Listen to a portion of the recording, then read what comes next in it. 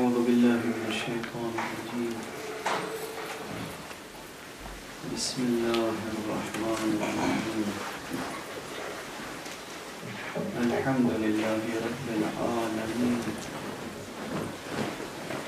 والصلاة والسلام على أشرف الخلائق أجمعين، سيدنا وسيد الأولين والآخرين،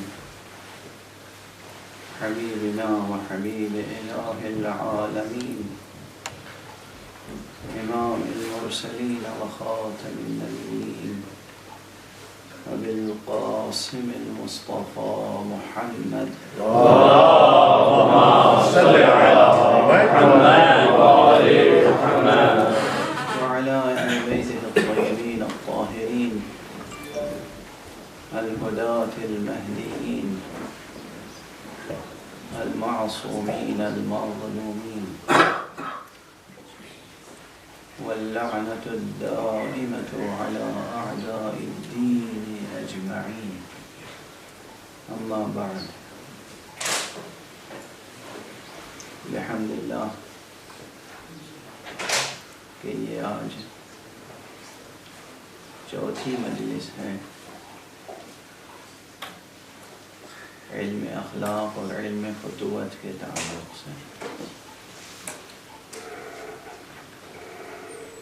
یہ آپ حضرات جو تشریف لا رہے ہیں واقعاً قابل تبریک ہے، مبارکباد کے مستحق ہیں آپ حضرات، کیونکہ کسی بھی مجلس درس و بحث میں شرکت خود مذہبی اعتبار سے بے پناہ اجر اور ثواب رکھتی ہے، لیکن یہ شرکت بتاتی ہے کہ نفس میں حسن و خیر و سعادت کی جڑیں موجود ہیں. ورنہ ہم دیکھتے ہیں دنیا میں لوگوں کو کہ علمی مطالب کی طرف، کسب علم کی طرف اصلاً توجہ نہیں ہے، رغبت نہیں. لیکن آپ کے سامنے دسترخوان لگا ہوا ہو، نعمتیں چنی ہوئی ہیں، اور آپ میں کھانے کی اشتہا نہ، نعمتیں رکھی ہوئی ہیں، دسترخوان لگا ہوا ہے، لیکن اشتہا نہیں ہے، خواہش نہیں. یہ اس بات کی نشاندہی ہے کہ نفس مریض ہے، بیمار ہے. اگر نفس صحت مند ہو تو انسان نعمتوں سے متمتع ہوگا، نعمتوں سے لطف اندوز ہوگا، نعمتوں کی قدردانی کرے گا، کھائے گا، پیے گا، لطف اندوز ہوگا، لذت اندوز ہوگا. یہ قدردانی ہے چیز کی، اور بقدر ظرف بقدر حصہ حاصل کرے گا. اب اگر بالکل اس سے مشابہ ہے علمی مجلس میں شرکت کی بات، انسان میں اگر طلب علم نہیں ہے تو اس کے معنی یہ ہے کہ نفس مریض ہے، اور بہت مہلک بیماری ہے بحیثیت انسان. کھانے کی خواہش نہ ہونا یہ تو ہماری حیوانی زندگی سے کے جنبے سے تعلق رکھتے ہیں. حیوان بھی کھاتے ہیں، ہم بھی کھاتے ہیں، جسم سے تعلق ہے. علم حاصل کرنے کی خواہش ہی نہ ہونا، طلب علم، کسب علم، علمی نکتہ جب کوئی سمجھ میں آئے تو اس سے لذت محسوس نہ ہونا.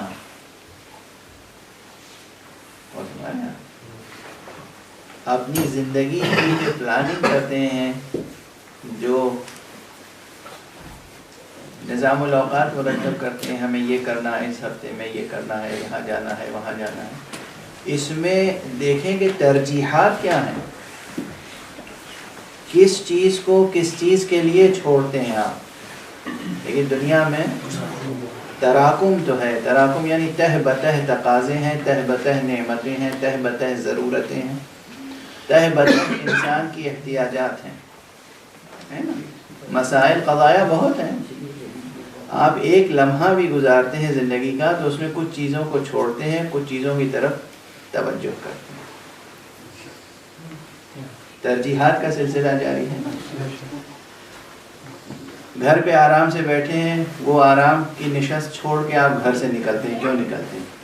کوئی ترجیح یہاں ذہن میں پیدا ہوئی، کس لیے نکل رہے ہیں؟ اچھا گھر سے نکل رہے ہیں تو کس طرف جا رہے ہیں؟ تفریح گاہ کی طرف جا رہے ہیں، بازار کی طرف جا رہے ہیں، مسجد کی طرف جا رہے ہیں، درسگاہ کی طرف جا رہے ہیں، کدھر جا رہے ہیں؟ یہ جو ترجیح آپ دے رہے ہیں، آپ گھر سے نکل کے یہ قدم تفریح گاہوں کی طرف بھی جا سکتے ہیں اور یہ قدم عبادت گاہوں کی طرف بھی جا سکتے ہیں، یہ قدم درسگاہوں کی طرف بھی جا سکتے ہیں. یہ جو آپ ترجیح دے رہے ہیں یہاں مسئلہ ہے، کس چیز کو کس چیز پہ ترجیح دے رہے ہیں. ہر فرد جہاں تک میری آواز جا رہی ہے وہ سوچیں. خصوصیت کے ساتھ یہ معاشرہ جو اہل ایمان کا معاشرہ، جو اہل اسلام کا معاشرہ ہے، آپ انسانی نقطہ نظر سے بھی سوچیں تو سوچنا ہوگا کہ ہم کس چیز کو کس چیز پر ترجیح دے رہے ہیں. حضرت امیر المومنین علی بن ابی طالب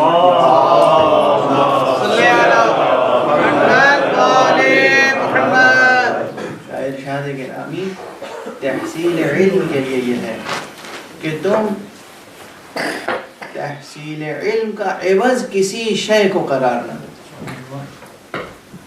کوئی بھی شے، یعنی چھوٹی چھوٹی باتوں کو لے کر لوگ مجلس درس و بحث میں شرکت کو مطلقاً نظر انداز کر دیتے ہیں، جیسے اس کی کوئی اہمیت ہی نہیں ہے. فلاں دوست سے ملنا ہے، یہ دوست سے ملنا ہے تو کسی اور دن بھی ممکن ہے، کسی اور وقت بھی ممکن ہے. فلاں تقریب میں شرکت ہے یا خود اپنے گھر تقریب منعقد کرنی ہے تو ذہن میں اگر یہ ہے کہ ہم کس چیز کو کس چیز کے لیے چھوڑ رہے ہیں، عام بات ہے. یہ میں اپنے اس درس کی بات نہیں کر رہا ہوں، دنیا میں کہیں بھی درس ہو رہا ہوں. آپ قم میں زندگی بسر کر رہے ہوں، نجف اشرف میں زندگی بسر کر رہے ہوں، لندن میں زندگی بسر کر رہے ہوں، لکھنؤ میں زندگی بسر کر رہے ہوں، لاہور میں زندگی بسر کر رہے ہوں، ترجیحات کیا ہیں ہماری؟ ہم مجلس درس کو چھوڑ رہے ہیں کس چیز کے لیے؟ امیر المومنین علی بن ابی طالب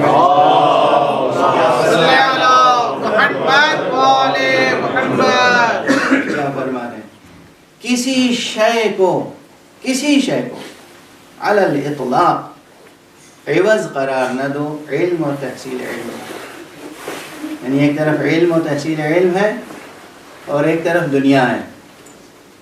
کوئی بھی شے آ جائے ترجیح آپ کو دینی ہے تحصیل علم کو اور تحصیل علم. اگر یہ شعور بیدار ہو جائے اور شعور کے بعد یہ شعور نفس میں راسخ ہو جائے، یعنی عقل عملی عقل نظری کی تابع ہو جائے. دو چیزیں، ہم میں سے ہر ایک کے پاس ایک عقل نظری ہے، ایک عقل عملی ہے. عقل نظری وہ ہے کہ جس سے ہم نظریہ سازی کرتے ہیں. ہم بہت سی چیزیں دیکھتے ہیں اور اس کے بعد اس کا فلسفہ کشید کرتے ہیں. میں نے بہت سنبھل کے کہا، ورنہ یہ بھی کہہ سکتے ہیں فلسفہ گڑھتے ہیں، ہے نا؟ بھائی ٹھیٹ زبان میں گڑھنا کوئی برا لفظ تو نہیں ہے، ڈیپینڈ کرتا ہے کہ سیاق و سباق کیا ہے. فلسفہ کشید کرتے ہیں، انتزاع کرتے ہیں، جزئیات کو دیکھتے ہیں، اس سے کلیات کا انتزاع کرتے ہیں. یہ کام کرتی ہے کون سی قوت ہماری؟ عقل نظری. تھیوریٹیکل ایشوز پہ غور کرتے ہیں. دوسری چیز ہے ہمارے پاس عقل عملی، جس سے ہم عمل کرنے کی طرف متوجہ ہوتے ہیں اور وہی عملی ترجیحات طے کرتے ہیں. کیا کرنا ہے کیا نہیں کرنا ہے، کس وقت کہاں جانا ہے کہاں نہیں جانا ہے، کیسے جانا ہے کیسے نہیں جانا ہے، کیا کرنا ہے اور کیسے کرنا ہے اور کب کرنا ہے، یہ سب چیزیں عقل عملی طے کرتی. یہ عقل عملی منقاد ہو جائے، مطیع ہو جائے، یہ عقل عملی پوری طرح سے بیعت کر لے عقل نظری کے ہاتھوں پر. اگر یہ چیز یعنی خود یہ دوئی ہمارے آپ کے نفس میں ہے نا. ایک بات یہ ہے کہ ہم سوچ رہے ہیں، غور کر رہے ہیں، علمی نکتہ آفرینیاں، نکتہ سنجیاں، ژرف بینیاں، بال کی کھال کھینچ رہے ہیں. علمی دقت علمی، بال کی کھال کھینچنا ہے کوئی، یہ واقعی علماء یہی کرتے ہیں. جوہر فرد قابل تقسیم ہے یا نہیں؟ وہ چھوٹے سے چھوٹا ذرہ جو قابل تصور ہے وہ مزید تقسیم ہو سکتا ہے یا نہیں؟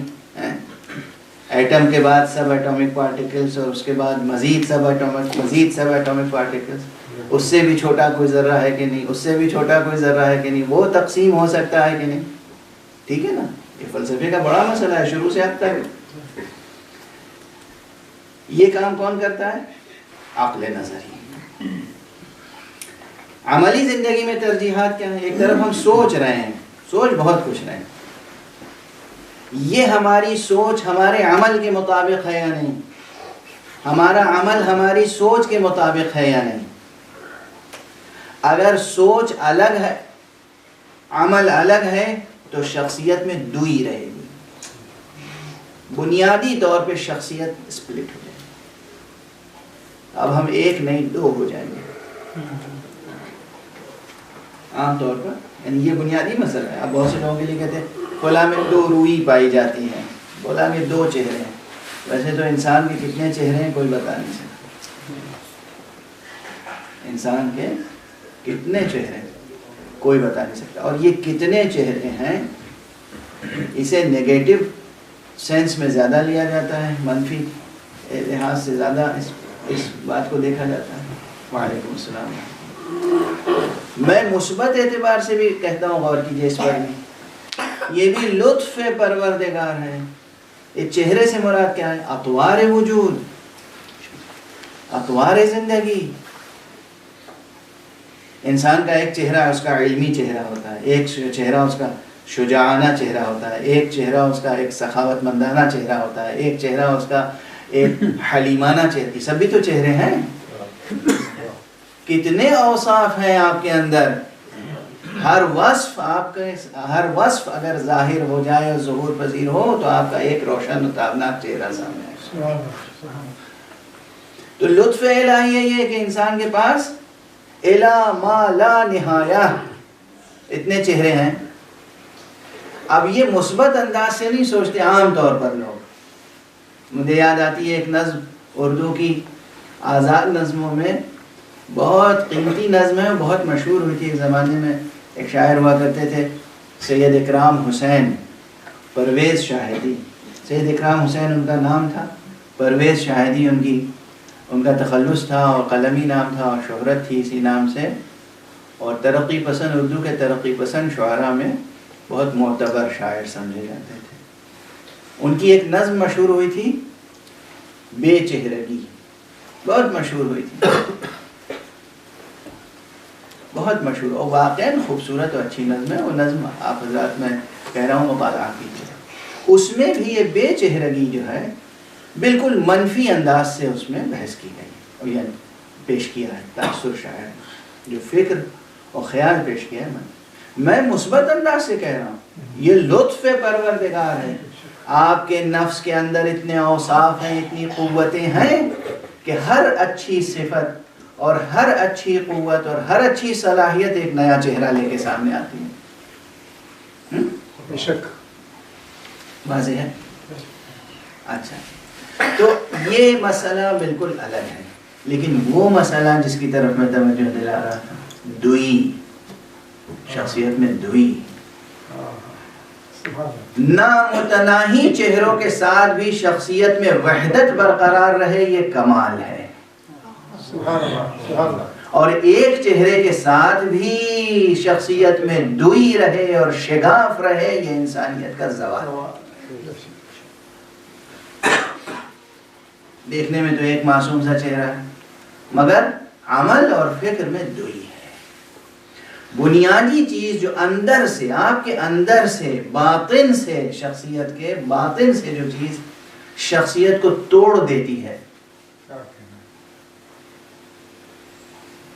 اندر جو ثنویت پیدا ہو جاتی ہے، ڈولیٹی، وہ ثنویت یہ ہے کہ فکر الگ ہے، عمل الگ ہے. فکر انتہائی خدا پرستانہ یا خدا پسندانہ یا حق پسندانہ ہے، اور عمل باطل پرستانہ ہے، باطل پسندانہ ہے. یہ خود ہر شخص اپنے نفس کا محاسبہ کرے. اگر ہماری عقل عملی ہماری عقل نظری کے تابع ہو جائے مکمل طور پر، تو شخصیت کے اندر کا شگاف دور ہو جاتا ہے، شخصیت میں وحدت پیدا ہوتی ہے، پھر ساؤنڈ پرسنالٹی وہاں سے مورل کمپیٹنس اور مورل کریج ابھر کے سامنے آتا ہے. وہ جو وائٹل کریج ہے، وہ جو مورل کریج ہے، جو کمپیٹنس ہے، وہ وہاں سے ابھر کے سامنے آتی ہے. اس بحث کو ہمارے علماء اخلاق نے بہت مواقع پر ڈسکس کیا ہے، لیکن مجھے جو بحث بہت پسند آئی اور جو بہت شفاف عبارت میں جس عالم نے پیش کی ہے، ان کا نام محقق نراقی صاحب جامع السعادہ. انہوں نے تعریف عدالت کی ہے. عدالت کی تعریف کیا ہے آپ حضرات کے ذہنوں میں؟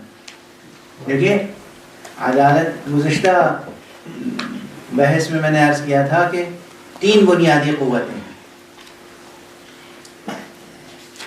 قوت عاقلہ، قوت غضبیہ، قوت شہبیہ یا شہوانیہ. ٹھیک ہے نا؟ ایک قوت کا نقطہ اعتدال کیا ہے یا نقطہ کمال؟ حکمت، وہ قوت عاقلہ ہے. قوت غضبیہ جو ہے یا نفس سبعی جو ہے، اس کا کیا ہے؟ شجاعت. اور تیسری قوت کا نقطہ کمال کیا ہے؟ عفت. پھر میں نے عرض کیا تھا کہ ان تینوں قوتوں کے نقطہ اعتدال اور درجہ کمال کو کیا کہتے ہیں؟ عدالت. یہ وہ تصور ہے جو ارسطو کے زمانے سے، ارسطاطالیس کے زمانے سے چلا آ رہا تھا، تقریباً مختلف عبارتوں میں، مختلف الفاظ میں. اور زیادہ تر علماء اخلاق نے اسی انداز سے، اسی قوتوں کی تسلیس پر نظریے کو قائم کیا ہے، زیادہ تر افراد نے. اب یہ الگ ایک نقطہ بحث ہے کہ ہم 3 بنیادی قوتوں کے قائل ہوں، یا 4 یا 5 یا اس سے زیادہ. یہ ہے نفس کی بنیادی قوتیں یہی 3 ہیں یا اس سے زیادہ ہیں. یہ بحث بہت اہم ہے، اور تقریباً 1 مجلس درس اس کے لیے ہم مخصوص کریں گے کہ واقعاً ہمارے نفس کی بنیادی قوتیں کیا. لیکن ابھی چونکہ یہی بحث چلی آ رہی ہے تو ہم اسی کو آگے بڑھائیں کہ 3 قوتوں کے بعد اس تینوں قوتوں کے درجہ کمال کو اور توازن کو عدالت کا نام دیا گیا. لیکن علامہ محقق نراقی نے جو تعبیر پیش کی ہے بہت لطیف، بہت دقیق، بہت نفیس ہے، بہت قیمتی ہے. وہ کہتے ہیں کہ اس نفس انسانی میں جو قوت عملی، عقل عملی ہے، یہ عقل عملی اگر عقل نظری کے مطابق ہو جائے تو عدالت وجود میں آتی ہے. دیکھیے نا، یہ علمی بنیادیں ہیں، یہ علمی بنیادیں. اگر ہمارے نفس میں اب یہاں سے آسانی سے آپ حضرات نے سبحان اللہ کہہ دیا. علمی دنیا یہی ہے، یہاں بہت سے سوالات اور بہت سے مسائل پیدا ہوں گے. عدالت کی ایک تعریف ہے جو فقہ میں ہے. ایک پیش نماز کے لیے عدالت شرط ہے، ایک قاضی کے لیے عدالت شرط ہے، ایک والی حاکم کے لیے عدالت شرط ہے. بنیادی طور پہ عدالت شرط ہے. اب اس دور میں کوئی حاکم عادل نظر نہیں آتا، یہ غلط ہے. اس دنیا میں اس وقت دنیاوی سیاستوں کی بنیاد ظلم پر ہے، عدل پر نہیں. یہ سب سے بڑا مسئلہ ہے. لیکن بہرحال حاکم کی عدالت، امیر کی عدالت، خلیفہ کی عدالت، بادشاہ کی عدالت، یا ایک قاضی کی عدالت، یا ایک پیش نماز کی عدالت، یہ سب عدالت ایک درجے کی تو نہیں ہوگی. عدالتوں میں بھی مراتب ہیں. وہ جو تعریف پیش کی جاتی ہے فقہی کتابوں میں ایک پیش نماز کی عدالت کے لیے، وہ یہ ہے کہ گناہان کبیرہ نہ کرتا ہو، گناہان صغیرہ پر بھی اصرار نہ کرتا ہو، مصر نہ ہو. گناہ کے عادی ہیں، چھوٹا گناہ سمجھتے ہیں اور اونہ کر کے ٹال دیتے ہیں.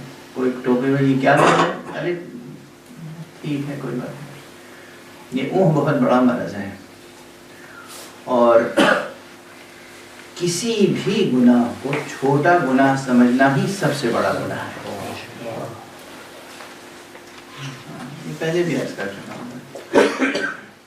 لیکن بہرحال اس وقت یہ سب ڈسکس نہیں کرنا ہے. اس وقت صرف میں مثال دے رہا ہوں کہ ایک عدالت کی تعریف وہ ہے جو فقہ میں ہے، توضیح المسائل میں ہے، کہ پیش نماز کی عدالت یہ کہ گناہان کبیرہ نہ کرتا ہوں. یہ 5-6 بڑے بڑے گناہ جو ہیں جن کا نام لیتے ہوئے بھی رونگٹے کھڑے ہو جاتے ہیں، یہ گناہوں میں مبتلا نہ ہوں. چھوٹے چھوٹے گناہ بار بار نہ کرتا ہوں. حالانکہ حقیقت یہاں مجھے یہ بات کہہ لینے دیجیے کہ گناہوں کی فہرست میں مجھے کوئی گناہ چھوٹا نظر ہی نہیں آتا. گناہ گناہ ہوتا ہے. کسے آپ چھوٹا گناہ کہیں؟ کسے چھوٹا گناہ؟ خیانت کوئی چھوٹا گناہ ہے؟ آپ کے پاس کسی نے امانت رکھی، اس امانت میں خیانت ہو گئی، چھوٹا گناہ ہے. کذب یا جھوٹ چھوٹا گناہ ہے. غیبت چھوٹا گناہ ہے. غیبت سے کیا ہوتا ہے؟ کسی انسان کی عزت آبرو چلی جاتی ہے. جان عزیز ہے یا عزت؟ عزت کی قیمت زیادہ ہے جان سے. تو پھر قتل زیادہ بڑا گناہ ہے یا غیبت؟ قتل کرنے سے جان جاتی ہے، غیبت کرنے سے عزت جاتی ہے. قتل کو آپ گناہان کبیرہ میں سمجھتے ہیں، غیبت کو کہاں رکھیں گے؟ کوئی گناہ چھوٹا نہیں ہے. ہر وہ گناہ جو انسان جان بوجھ کر کرے وہ بڑا گناہ ہے. اور بڑے سے بڑا گناہ اگر انجانے میں ہو جائے تو پروردگار کریم ہے.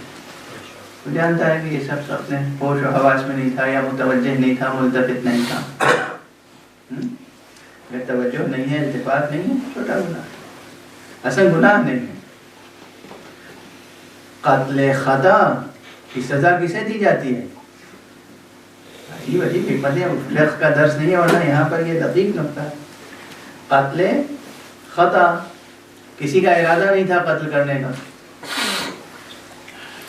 اور قتل ہو گیا. یعنی آپ نے بندوق لی اور چاہتے تھے شکار کرنا کسی پرندے کا. نیت آپ کی پرندے کا شکار کرنے کی نیت تھی، اور آپ نے جب گولی چلائی تو وہ معلوم ہوا کہ اسی درخت کی شاخ پر کہیں پر کوئی آدمی بیٹھا ہوا ہے، تو وہ آپ کو نظر بھی نہیں آ رہا تھا. شاخوں میں پتوں میں بیٹھا ہوا تھا، نظر نہیں آ رہا تھا، وہ گولی پرندے کو نہ لگی، اس آدمی کو لگا، یا پرندے کو بھی لگی اور اس آدمی کو بھی لگ گئی اور وہ قاتل ہو گیا۔ اب اس کی سزا کس پر ہے؟ یہ قاتل کہلائے گا شکاری، اس کا خون ہدر جائے گا؟ یہ فقہ میں بہت تفصیل سے ڈسکس کیا گیا ہے۔ وہاں لطف و کرم الہی اور کمال حسن نظم الہی سامنے آتا ہے کہ کس طریقے سے وہاں اس مسئلے کو ڈیل کیا ہے فقہ نے۔ میں اس مسئلے کو ابھی نہیں چھیڑوں گا، خود وہ ایک تفصیل ہے، اشارہ کر دیا۔ آپ میں اگر ذوق ہوگا تو آپ اس مسئلے کو غور سے پڑھیں گے اور پھر فقہ سے، علم فقہ سے آپ کو محبت پیدا ہو جائے گی۔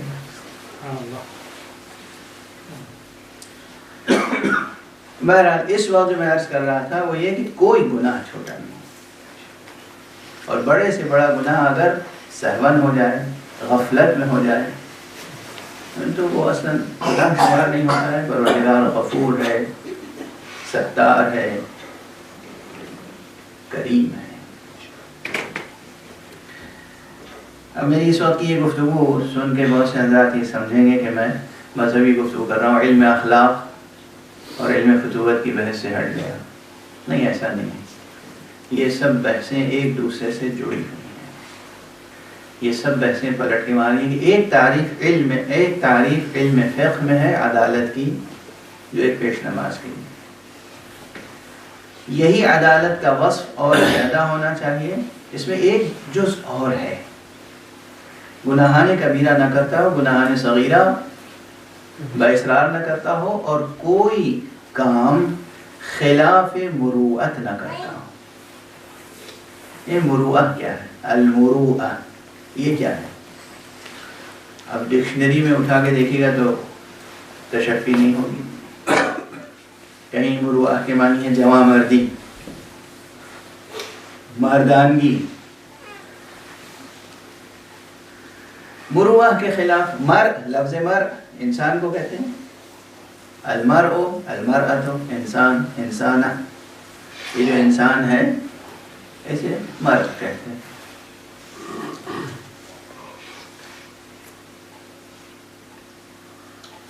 حضرت امیر المومنین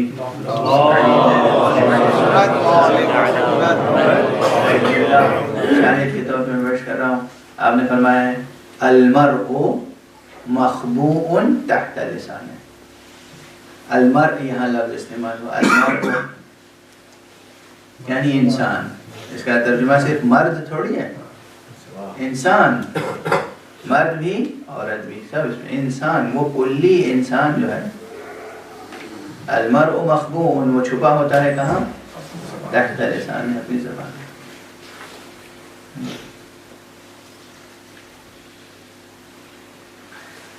بہرحال المرء سے متعلق یہ الفاظ بہت آئے ہیں روایات میں۔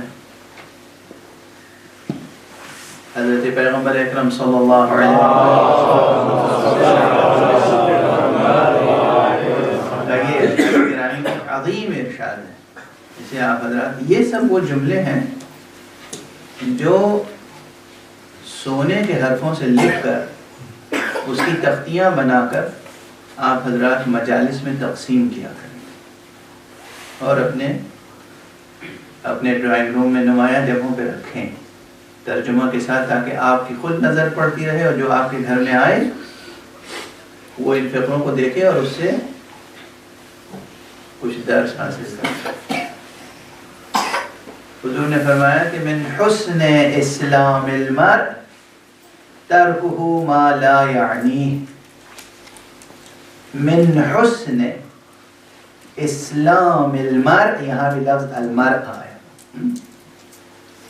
یعنی انسان کے دین اور ایمان اور اسلام کی بہترین سطح یہ ہے، حسن اسلام یہ ہے کسی کا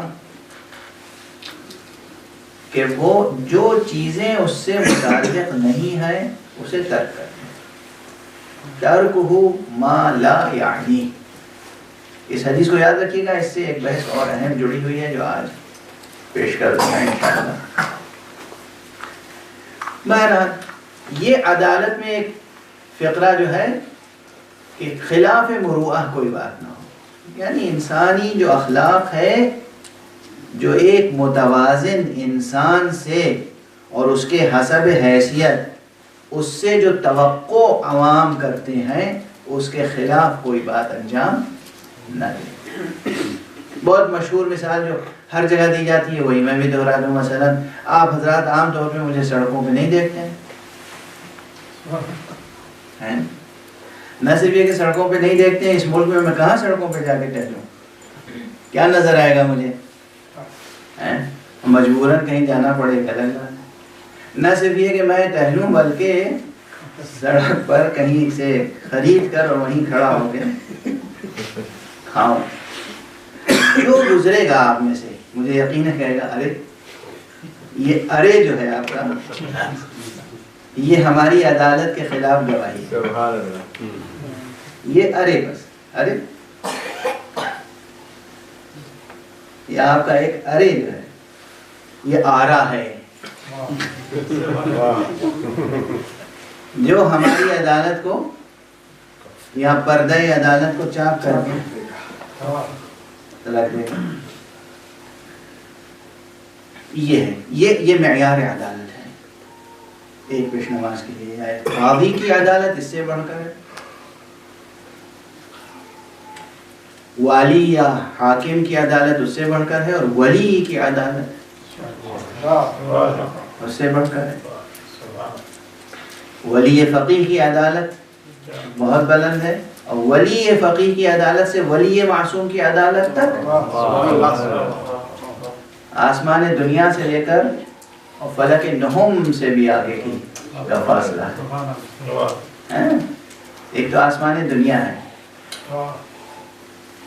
اور ایک وہ حد ہے کہ جہاں ہم تصور کرتے ہیں۔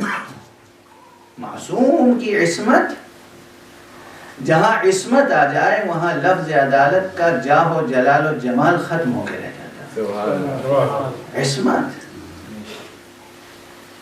عصمت کے ایک معمولی پرتو کا نام عدالت ہے۔ بارہ یہ عدالت جس کی تعریف میں نے عرض کیا کہ فقہی کتابوں میں کیا ہے، یہ تعریف یہ ڈیفینیشن الگ ہے، اور یہ ڈیفینیشن جو فرما رہے ہیں علامہ محقق نراقی وہ فرماتے ہیں کہ عدالت یہ وصف پیدا ہوتا ہے، یہ وصف پیدا ہوتا ہے کہاں سے؟ کہ عقل عملی عقل نظری کی تابع فرمان رہے۔ یہ اصل وحدت ہے شخصیت کی، یہ توحید ذات بشر ہے۔ جہاں افعال، صفات اور ذات متحد ہو جائیں وہ ہے مقام توحید۔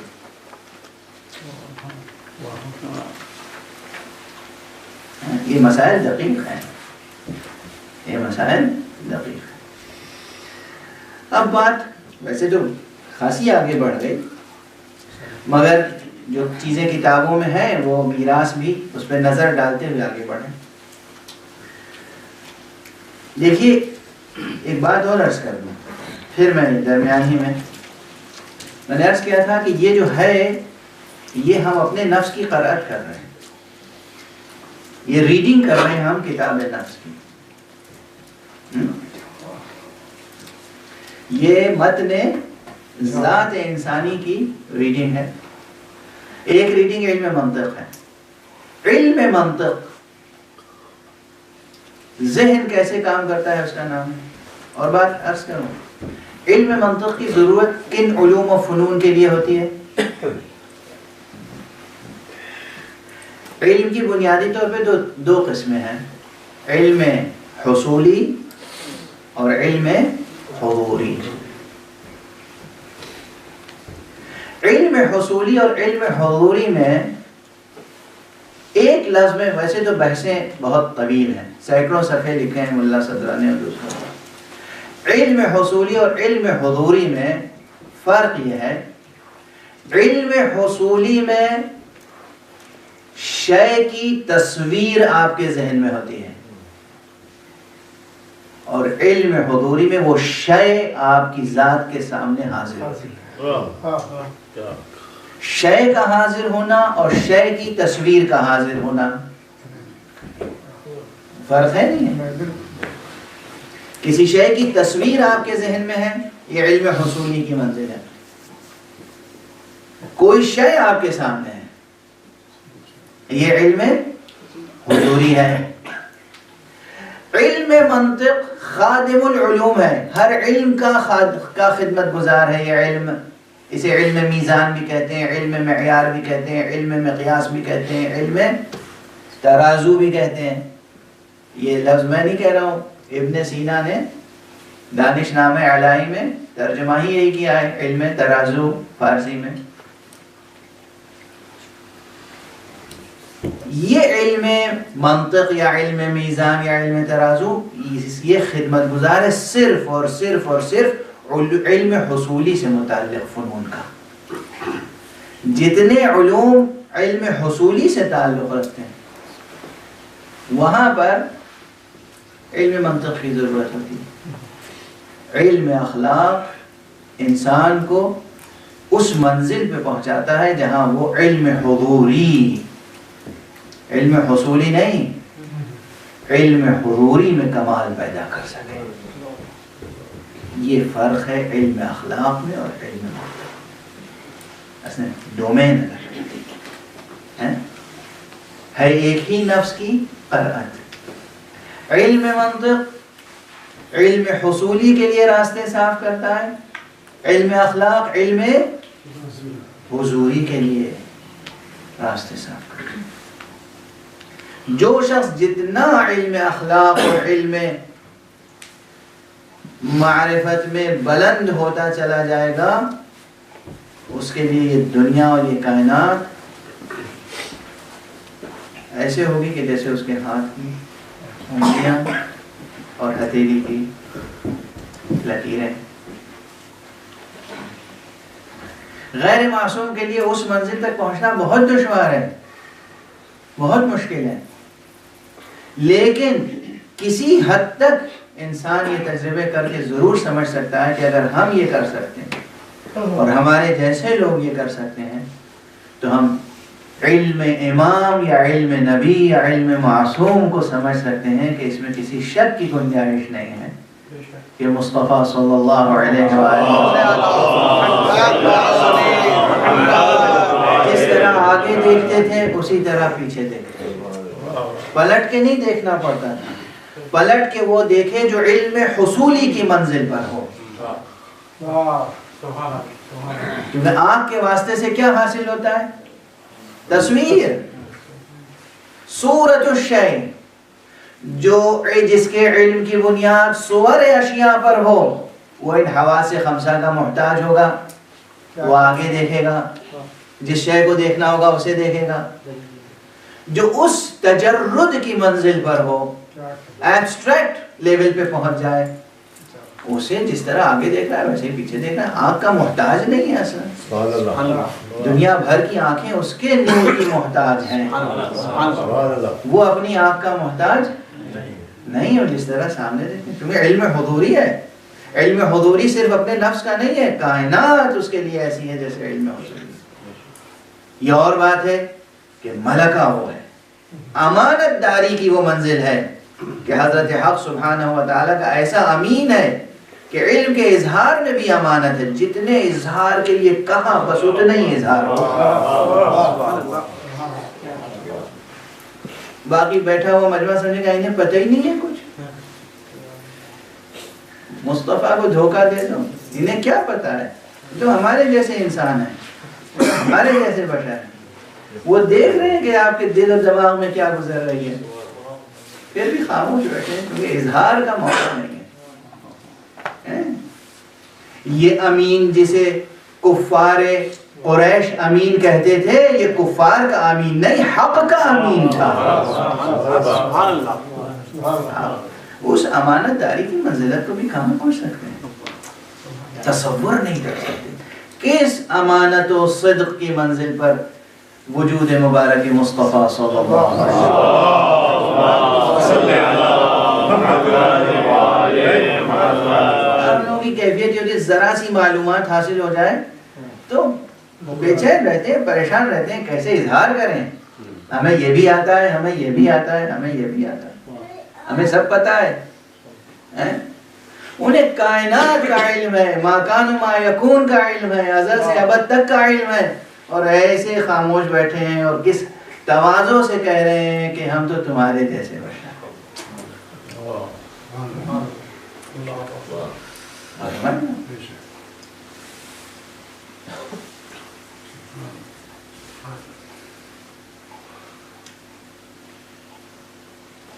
بہرحال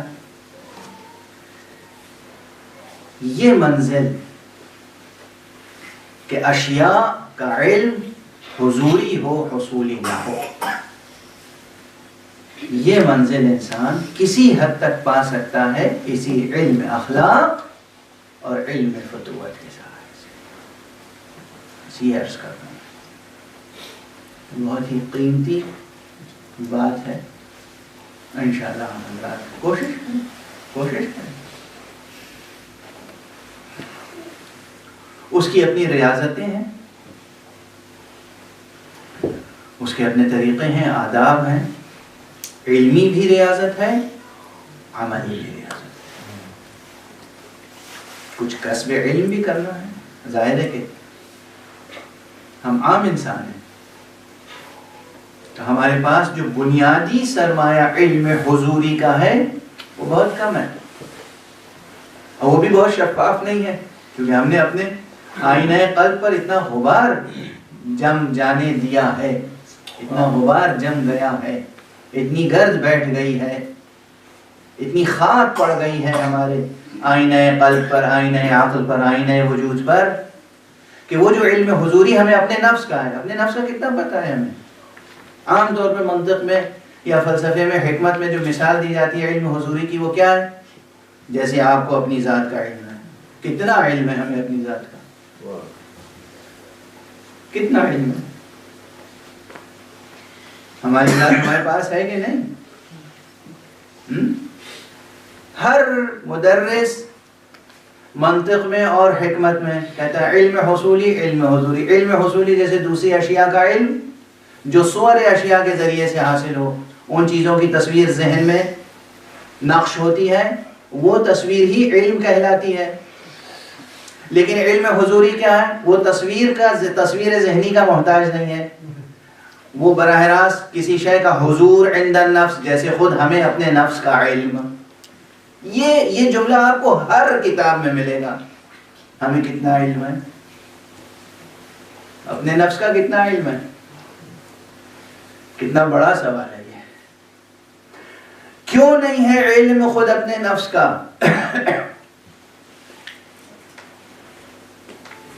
یہ بہت بڑی بحث ہے.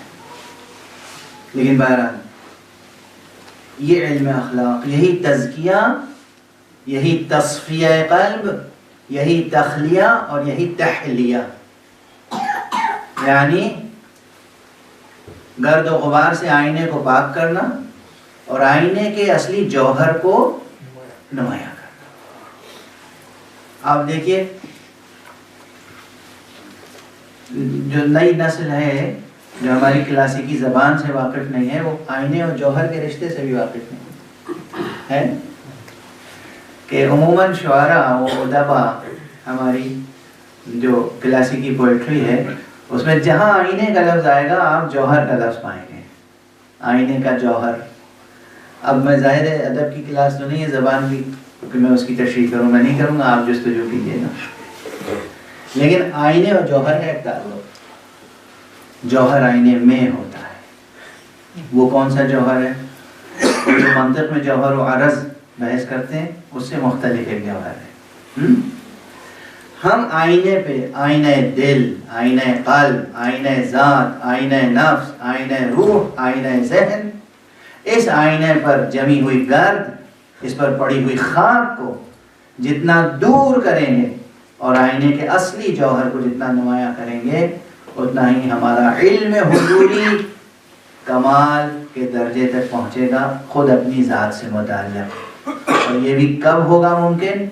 علم اخلاق اور علم فتوت کے ذریعے سے. یہاں ٹھہر کے ایک چیز عرض کر دوں تاکہ جو عام طور پر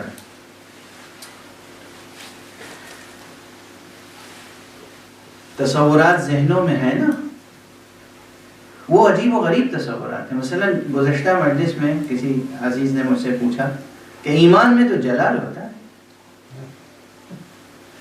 تو اسی طرح شجاعت، حکمت، عفت، ان سب چیزوں کا جو تصور ہے وہ تصور ہی حقیقت سے کوسوں دور ہے. الفاظ سنے ہوئے ہیں لوگ، جیسے میں محبت کے لیے کہتا ہوں، بار بار کہہ چکا ہوں اور کہتا رہوں، لوگ لفظ محبت زبان پہ جاری کرتے ہیں، نہ تعریف محبت سے واقف ہیں نہ لذت محبت سے واقف ہیں.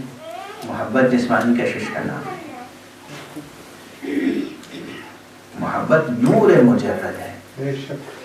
محبت تو وہ ایبسٹریکٹ لائٹ ہے جو اس پروردگار اور اس کے مخلوقات کے درمیان رشتہ بندی ہے. خالق مگر مادی ہے، نعوذ باللہ. ہم اللہ کے بدن کے تو قائل نہیں. اللہ جسم نہیں رکھتا، جسم و جسمانیات سے منزہ ہے، مکان و مکانیات سے منزہ ہے، زمان و زمانیات سے منزہ ہے، مادہ و مادیات سے منزہ ہے. وہ سبحانہ و تعالی، وہ تبارک و تقدس، وہ سبوح و قدوس، جو مخلوقات کی ہر وصف سے بے نیاز ہے. اس ذات منزہ اور مقدس سے جو چیز ہمیں جوڑتی ہے وہ کون سی چیز ہے؟ محبت. تو یہ محبت نور نہیں ہوگی تو کیا ہوگی؟ جسمانی کشش کا نام محبت ہے. یہ ہے تعریف ذہنوں میں. قرآن مجید میں کیا کہا ہے پروردگار عالم نے؟ قل ان کنتم تحبون اللہ فاتبعونی. کہہ دیجئے کہ اگر تم اللہ کو چاہتے ہو، اللہ سے محبت کرتے ہو تو میری پیروی کرو. اچھا، شرط پیروی مصطفیٰ حب خدا ہے. اساس دین کیا ہوئی پھر؟ دہشت گردی یا محبت ہے؟ اساس دین، بنیاد دین. قل ان کنتم تحبون اللہ فاتبعونی. کہہ دیجئے اگر تم اللہ سے محبت کرتے ہو تو میری پیروی کرو. دین کیا ہے؟ پیروی مصطفیٰ. اس کے علاوہ کیا ہے؟ کچھ نہیں ہے دین بجز پیروی محمد مصطفیٰ صلی اللہ علیہ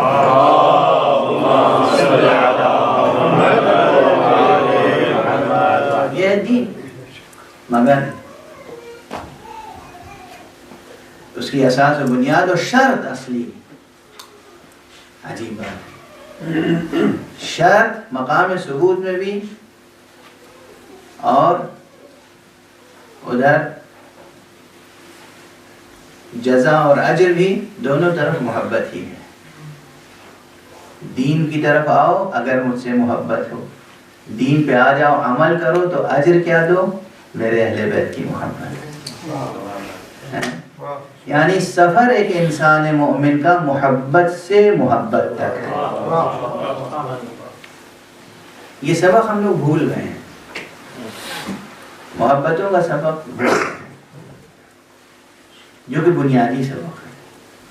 اور میں نے کہا تھا کبھی کہ یہ محبت کہیں بازار سے خریدنے کی چیز تھوڑی ہے. ملتی ہے کہیں بازار میں محبت؟ بازار میں نفرتیں ملتی ہیں. بازار میں بس نفرتیں، وحشتیں، کدورتیں، حسد. دنیا کے بازار میں یہ سب چیزیں بڑے خوبصورت خوبصورت پیکٹس میں ملتی ہیں. محبت آپ کے، یہ خزانہ آپ کے پاس ہے. محبت آپ کے پاس ہے، اندر سے محبت پیدا ہوتی ہے، وجود میں کہیں باہر سے نہیں خریدی جاتی.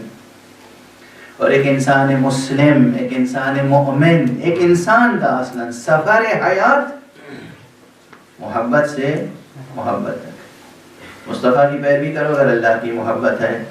مصطفیٰ کی پیروی کی ہے، اجر دینا چاہتے ہو تو مصطفیٰ کے اہل بیت کی محبت کرو. دونوں آیتیں قرآن کی ہیں. قل ان کنتم تحبون اللہ فاتبعونی، اور وہاں قل لا، دونوں قل کے ساتھ ہیں. قل لا اسألکم علیہ اجرا الا مودۃ فی القربى. ہم لوگ تو ماشاءاللہ آپس میں بھی ایک دوسرے سے نفرت کرتے تھکتے نہیں ہیں. ہاں کیا کہہ دوں، مومن مومن سے نفرت کرتا ہے، ذاکر ذاکر سے نفرت کرتا ہے، مولوی مولوی سے نفرت کرتا ہے، عالم عالم سے وحشت کرتا ہے، انسان انسان سے وحشت کرتا ہے. حسد، وحشت، ایک دوسرے سے جدا رہنا، انانیتوں میں غرق رہنا، آئی اور می کا کلچر، یہ سب غیر اسلامی باتیں، یہ سب غیر انسانی باتیں ہیں. ایک نوا خان دوسرے نوا خان سے، خدا نخواستہ ایک سوس خان دوسرے سوس خان سے ایک دوسرے کے سائے سے بھڑکتے ہیں. کسی صاحب نے شعر مجھے سنایا تھا کسی موقع پر کہ کس کو راس آیا ہے ہم سفر کا ساتھ ہے دل دوستی سے بھاگے. کس کو راس آیا ہے ہم سفر کا ساتھ ہے دل دوستی سے بھاگ ہے دل. عین آگہی یہ ہے ہوش مند دیوانے سائے سے بھڑکتے ہیں. جن صاحب نے یہ شعر سنایا تھا بڑے عجیب انداز سے سنایا تھا، اور فوراً میں نے کہا جناب معاف فرمائیے گا یہ منفی نفسیات ہے، مثبت نفسیات نہیں، یہ منفی نفسیات. خدا ان کی مغفرت فرمائے، اس دنیا میں نہیں ہے وہ اس شعر کے خالق. لیکن یہ یاد رکھیے ان مجلسوں کا ایک ثمرہ یہ ہونا چاہیے کہ ہم ایک دوسرے کا چہرہ دیکھ کے مانوس ہوں، اور چہرے پہ مسکراہٹ آئے زبان پہ لفظ سلام آنے سے پہلے.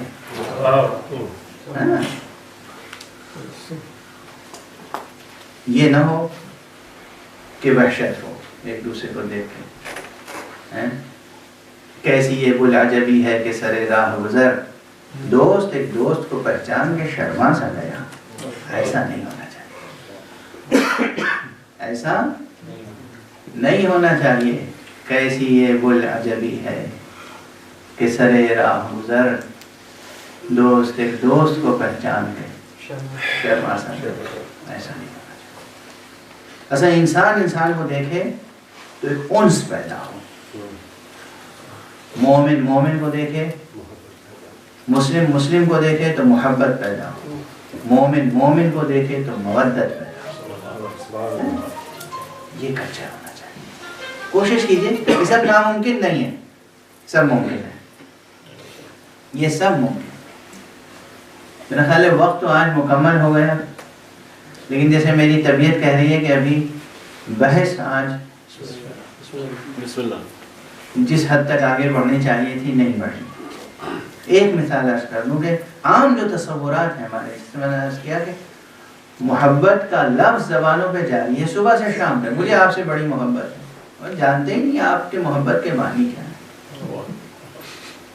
میں نے اپنے بعض بزرگوں سے کہا، ایک بزرگ نے کہا مجھے آپ سے بڑی محبت ہے. میں نے انہیں سے صاف کہا، میں نے کہا قبلہ آپ لفظ محبت کے معنی سے واقف نہیں، نہ محبت کی لذت سے آشنا ہے. آپ کو پتہ ہی نہیں آپ کہیں کیا ہیں. آپ نے صرف میم ہے بے تے پڑھا ہے لکھا ہوا، وہ کالے کالے نشان آپ کی نگاہوں میں، اس کے پیچھے جو نور محبت ہے اس سے آشنا. اگر نور محبت سے آشنا ہو تو طبیعت میں ایک دوسرے سے بھڑکیں گے کیوں؟ اور جہاں دیکھا ان میں مجھ سے زیادہ صلاحیت ہے، بس ایک طبیعت میں انقباض پیدا ہو گیا. خدا کی قسم یہ آسمان کتنا وسیع ہے. ایک انسان پرواز کر کے آگے جائے تو کیا پورا آسمان بند ہو جائے گا؟ اس نے ایک راہ انتخاب کی ہے، آپ کے لیے ہزاروں لاکھوں کروڑوں راہیں کھلی ہوئی ہیں. پرواز کی راہیں روشن ہیں، حسد کس بات کا؟ اگر ہے تو صرف یہ سمجھ لیجئے کہ آپ کے اپنے اندر پہ صلاحیتیں نہیں ہیں، آپ نے اپنی صلاحیتیں ضائع کر دیں، اپنی شخصیت کو تباہ کر لیا، اپنی قوتیں ظاہر کر دیں. اس کے یہی معنی ہے. اگر کسی کی کوئی خوبی، کسی کا کوئی حسن، کسی کا کوئی کمال دیکھ کر حسد پیدا ہوا، اس کے معنی ہے کہ نقص ادھر ہے. اور اگر خوشی پیدا ہوئی تو سمجھیں یہاں کمال ہے، سعادت ہے. سعادت ہے. کسی کی بھی نیکی سنیں آپ، دل میں خوشی پیدا ہونی چاہیے. اصل ایک حدیث ہے شریف نبوی میں اور حدیث ولوی میں، پیغمبر اور معصوم سے یہ روایت ہے کہ اگر کسی کی نیکی اور خوبی سن کر تمہیں خوشی محسوس ہو تو یہ ایمان کی علامت ہے.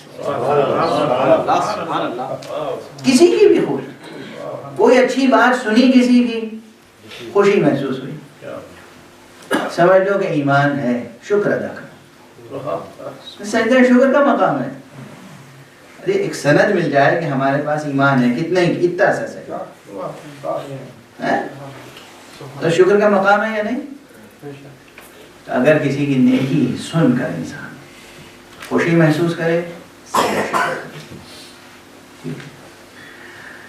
ایک چیز اور عرض کر دوں کہ جیسے محبت کے معنی لوگوں کو نہیں معلوم ہے، ویسے ہی شجاعت کے معنی نہیں معلوم. اچھا یہ مختلف انداز سے ایک آدھ نقطہ تو میں مقرر اپنی تقریروں میں کہتا رہا ہوں، اور ایک بہت بڑی بات کہتا ہوں کہ اصل جو ہمارا پورا لٹریچر اور ادب ہے نا، اور جو نصاب تعلیم ہے، یہ اس بلند ترین انسانی سطح تک ابھی پہنچا ہی نہیں. کیونکہ جو ہم مثالیں دیتے ہیں وہ مثالیں شایان ہیں، شان ہیں، کمال بشریت نہیں ہے.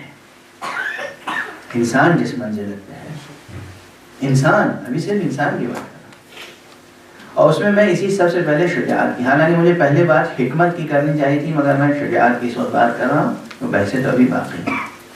ابھی بنیادی بحث، بہت بڑی بحث اس سلسلے گفتگو میں وہی ہے کہ ہم تسلیث قوا کے قائل ہوں یا تخمیس قوا کے. 3 قوتیں ہیں بنیادی، یا 4 یا 5 یا اس سے بڑھ کر 7 ہیں. یہ سب اقوال ہیں، اس پہ ہم انشاءاللہ آپ حضرات کے ساتھ بیٹھ کر غور کریں گے. جو کتابوں میں شجاعت کی مثال دی جاتی ہے،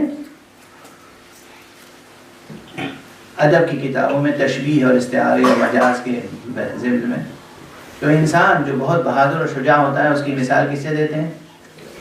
شیر سے. آپ سب نے کہا پوری دنیا میں یہی ہے، انگریزی میں بھی، عربی میں بھی، فارسی میں بھی، اردو میں بھی، ہندی میں بھی، اور پہلی کلاس سے لے کر اور گریجویشن اور پوسٹ گریجویٹ کلاس تک اور پی ایچ ڈی اور پوسٹ ڈاکٹریٹ تک، یہ مثال ہر ایک کی زبان میں ہوتی ہے. زید کالاسد، زید شیر جیسا ہے. یہ مگر مثال انسان کے شایان شان ہے. کیا شیر شجاع ہوتا ہے؟ اصل قضیہ منتفی و انتفاع موضوع ہے. شیر درندہ ہوتا ہے، شجاع نہیں ہوتا. انسان شجاع ہوتا ہے، درندہ نہیں ہوتا. مگر یہ کہ داعشی بن جائے، وہی انسانیت کے درجے سے گر جائے. انسان درندہ نہیں ہوتا، انسان شجاع ہوتا ہے. فرق ہے زمین تا آسمان، زمین تا آسمان فرق ہے شیر کی درندگی اور انسان کی شجاعت میں. اب میں ابھی تو یہ وہ نکات آپ کے سامنے اس وقت میں پیش کروں گا شجاعت کے بارے میں جو عام طور پر ہمارے علماء اخلاق نے لکھی ہیں، اور وہ خود بہت بلند نتیجے تک پہنچے ہیں. کہتے ہیں کہ شجاعت وہ وصف ہے جس کے ضمن میں 11 اور اوصاف آتے ہیں. یہ اب دیکھیے، اب 11 سے 5 بھی ہو سکتے ہیں اور 12 بھی ہو سکتے ہیں اور 14 بھی ہو سکتے ہیں. یہ انسان کے اپنے تجزیے پر منحصر ہے. لیبوریٹری میں آپ نے کتنے آئینے لگا رکھے ہیں؟ 11 آئینے تو 11 تصویریں آئیں گی. آئینے بڑھا دیں گے تصویریں بڑھ جائیں گی. ٹھیک ہے نا. آئینے گھٹا دیں گے. آئینے بڑھانے اور گھٹانے کا ایک معیار، ایک میزان، ایک مقیاس ہے، منطقی اور ایک اصولی سبب ضرور ہونا چاہیے، کرائٹیریا ضرور ہونا چاہیے کہ کس جگہ میں کتنے آئینے نصب کرنے ہیں. ٹھیک ہے. اب جن لوگوں نے یہ عموماً دیکھیے، خواجہ نصیر الدین طوسی سے لے کر اور ان کی کتاب اخلاق ناصری کے جتنے لوگوں نے اس کتاب سے ذرا پہلے اور اس کے بعد کتابیں لکھی، اسی کتاب کو سامنے رکھ کر یا مستقل طور پر، یہاں تک کہ ابھی تک یہ چیزیں یوں ہی دہرائی جا رہی ہیں کہ شجاعت وہ وصف ہے جس کے ضمن میں تقریباً 11 اوصاف اور آتے ہیں. اس میں پہلا وصف ہے شجاعت شروع کہاں سے ہوتی ہے؟ خود انسان اپنے نفس کا قدر شناس ہو.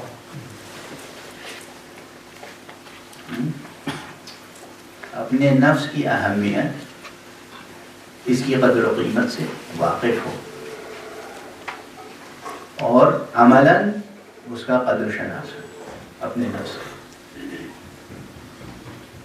اور جس نے بھی یہ فہرست بھی مرتب کی ہے قابل داد ہے، ہمارے ہزاروں سلام ہو اس پر. شروع یہاں سے کی ہے بات. ابھی بحث رہ گئی لیکن وقت ختم ہو رہا ہے، اس لیے میں گفتگو کو یہاں تمام کرتا ہوں. آخری جو 11ویں صفت ہے یا 11واں وصف ہے شجاعت کے ضمن میں، وہ رقت قلب اور رحم دلی، کہ انسان کو دوسروں کے درد کا احساس ہو، دوسروں کے لیے انسان کے دل میں دل سوزی ہو. یہ کس کا تقاضا ہے؟ شجاعت کا. اب بتائیے، شیر میں جو درندگی پائی جاتی ہے اس میں یہ چیزیں ہیں. یہ میں نے پہلا اور 11واں 2 وصف ذکر کیا ہے. صرف شجاع کون ہوتا ہے؟ وہ جو سامنے آیا اس کو کوڑے رسید کر دیے، جو کمزور سامنے آ گیا اس کو مار دیا، جان لے لی اس کی. یا وہ جو میدان جنگ میں بھی تلوار چلاتے ہوئے یہ دیکھے کہ اس کی نسل میں کوئی مومن پیدا ہونے والا، سنبھال سنبھال کے تلوار چلائے، اپنے دشمن کو معاف کر دے، اپنے دشمن کو معاف کر دے، اور اپنے قاتل کے لیے یہ دل سوزی کا اظہار کرے کہ تو میرا قاتل نہیں ہے، سامنے سے ہٹ جا. مجھے افسوس ہوتا ہے کہ ناحق تو جہنم کے شعلوں کا شکار ہو جائے گا. یہ کمال شجاعت ہے جو یا علی کی ذات میں نظر آتا ہے یا حسین ابن علی.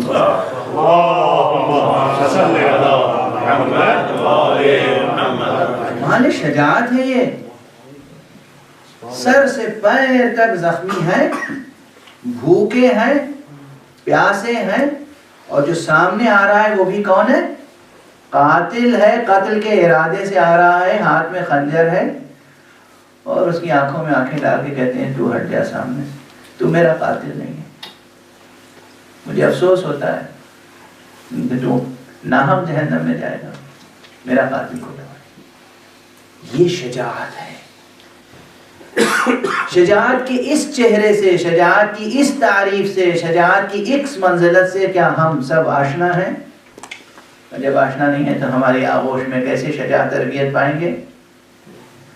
پروردگار ہمیں اور آپ کو سب کو توفیق عطا فرمائے کہ ہم علمی سطح پر بھی اور عملی جہاد سے بھی علم اخلاق و فتوت کی حقیقت کو سمجھ سکیں اور اللہ کے بنائے ہوئے معصوم کرداروں کو سامنے رکھ کر ان کا اتباع کریں، اپنی شخصیتوں میں وحدت اور وحدانیت پیدا کریں اور توحید حق صمدی کا حق ادا کریں. وآخر دعوانا ان الحمد للہ رب العالمین.